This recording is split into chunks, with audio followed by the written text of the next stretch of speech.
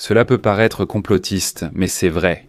Donald Trump a finalement admis publiquement que toute sa politique pour son second mandat présidentiel est basée sur le projet 2025 bruyant et controversé, qu'il avait pourtant nié activement pendant la période électorale.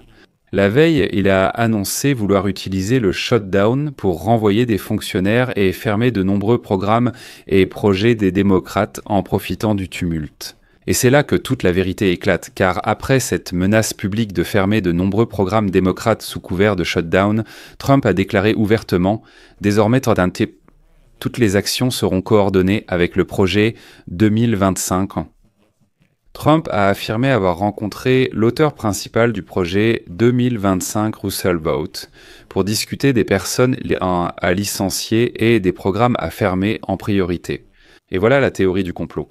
Déjà en 2024, le projet 2025 prévoyait que, selon le plan, Trump devait provoquer un shutdown afin de profiter de cette situation pour démanteler complètement tous les programmes des démocrates et les priver de leur influence. L'essentiel est ce qu'il expliquait aussi comment organiser les choses pour responsabiliser les démocrates. Il évoquait également, par exemple, la création d'un ministère de la guerre. Et un autre point, la plupart des co-auteurs du projet 2025 sont devenus ministres ou chefs de département. Je m'appelle Alexei Pichi. Plongeons plus en détail dans cette histoire car c'est la première fois que Trump a admis, oui, il utilise le projet 2025 pour gouverner les États-Unis d'Amérique. Avant de commencer, je rappelle que de nombreux reportages et analyses sont publiés chaque jour sur cette chaîne YouTube, donc je vous recommande de vous y abonner. Je vous demande de liker cette émission et d'écrire un commentaire détaillé sous cette vidéo. Et si vous souhaitez soutenir le travail de cette chaîne YouTube, vous pouvez le faire en faisant un don, quel qu'il soit, en utilisant les liens et les coordonnées dans la description de cette vidéo. Il est écrit là-bas « Soutenir la chaîne Alexei Pichi ». Choisissez le format qui vous convient le mieux. Il y a le sponsoring, PayPal, Patreon, Buy Me a Coffee, les coordonnées des bancaires et même des portefeuilles crypto. Je vous serai reconnaissant pour tout soutien. Alors je vais commencer, semble-t-il, de loin. Le président des États-Unis, Donald Trump, a averti qu'une fermeture temporaire du gouvernement pourrait entraîner le licenciement de fonctionnaires fédéraux et la réduction des projets favoris du Parti démocrate. Trump a souligné, pour une raison quelconque, que beaucoup pourraient penser qu'il voulait lui-même ce shutdown, mais ce n'était pas le cas. Et c'est là que Trump, comme on dit, s'est trahi. Citation. « Je ne voulais pas cela. Mais beaucoup disent cela. Parce qu'il m'est permis de réduire ce qui n'aurait jamais dû être approuvé en premier lieu, et c'est ce que je vais faire. » Et voilà que jeudi, Donald Trump écrit soudainement sur son réseau social True Social. Citation. « Aujourd'hui, j'ai une réunion avec Russ Vought, connu pour le projet 2025, pour déterminer lesquels des nombreux organismes démocratiques, dont la plupart sont des escroqueries politiques, il recommande de réduire et si ces réductions seront temporaires ou permanentes. Je n'arrive pas à croire que les démocrates de la gauche radicale m'ont offert cette opportunité unique. Ce ne sont pas des gens stupides, donc peut-être que c'est leur façon de rendre l'Amérique à nouveau grande, discrètement et rapidement. Et c'est à partir de ce moment-là que tout devient vraiment intéressant. Donald Trump reconnaît pour la première fois le projet 2025, c'est la base même de son pouvoir. Et le shutdown n'est pas arrivé par hasard, c'était prévu ainsi. En fait, ce Russ Vought, avec qui Trump consulte pour savoir quoi fermer et qui licencier, est appelé l'architecte de l'arrêt du gouvernement, c'est-à-dire l'architecte du shutdown. Actuellement, Russ Vought est le directeur du bureau de la gestion et du budget, et c'est justement Russ Vought qui est l'auteur du projet 2025. C'est ce fameux projet 2025 dont Trump s'est à plusieurs reprises distancié lors de la campagne présidentielle de l'année dernière. Je rappelle que, lors des débats de l'an dernier, Trump a affirmé « Je n'ai aucun rapport avec le projet 2025 ». Je ne l'ai pas lu, je ne veux délibérément pas le lire, je n'ai même pas l'intention de le lire, c'est une citation de Donald Trump. C'était pendant les débats en période préélectorale, mais tout cela était un mensonge. Le rôle de Vought en tant que principal auteur du projet 2025 est bien connu. Ce plan volumineux.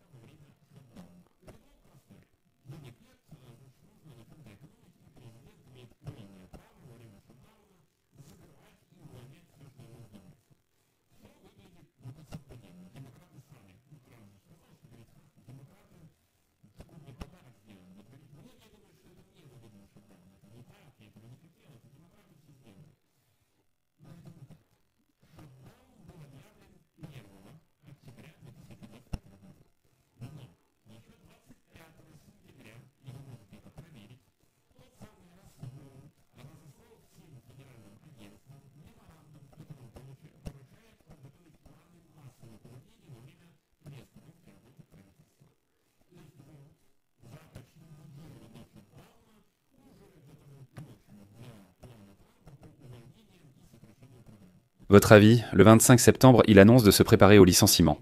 Sous-titre, le shutdown est annoncé le 1er octobre, mais ce n'est que le début.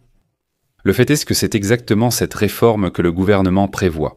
Le projet 2025 que Donald Trump a présenté l'an dernier comme un document écrit par un groupe de personnes réunies et non par ses collaborateurs passés ou futurs.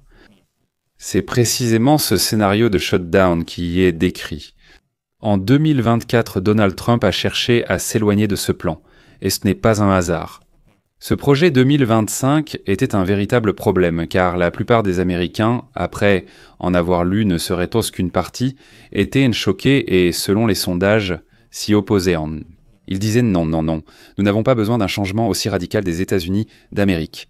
Mais ensuite, lorsque Donald Trump a remporté les élections, quelque chose s'est produit. La majeure partie du second mandat présidentiel de Donald Trump ressemble exactement à ce qui est décrit dans le projet 2025. Dès sa première semaine de présidence, Donald Trump a signé 53 décrets et ordonnances. Donc, une simple analyse a montré que 36 de ces 53 décrets et ordonnances reprennent presque intégralement les propositions énoncées dans ce qu'on appelle le mandat pour le leadership. Le mandat du leadership correspond au plan d'action du futur président républicain du projet 2025.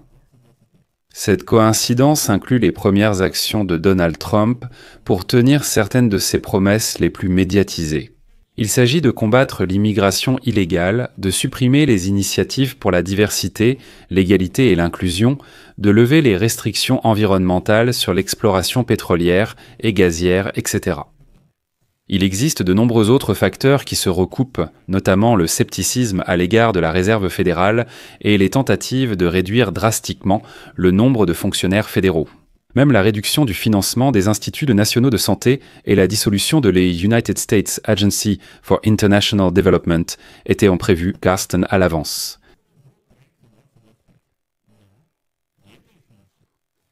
Concernant les mesures liées au Covid, les acteurs les plus importants dans ce domaine sont le cours ainsi que la fondation Khrouchtchev, qui a pris de l'ampleur dans ce projet.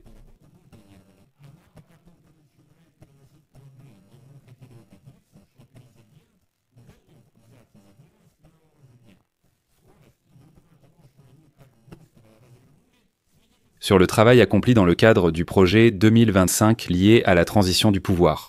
Et maintenant, un fait curieux, ce Paul Dance a quitté la fondation et a lancé une campagne électorale contre le sénateur républicain Lindsey Graham en Caroline du Sud.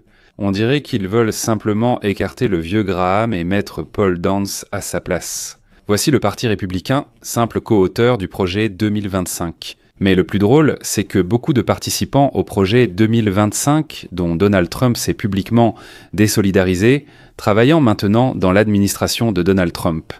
D'abord, comme je viens de le dire. Ensuite, Donald Trump a nommé Brendan Carr, président de la Commission fédérale des communications, qui, au miracle, a écrit le chapitre sur la réforme de la Commission des communications dans le projet 2025. Trump a lu ce chapitre.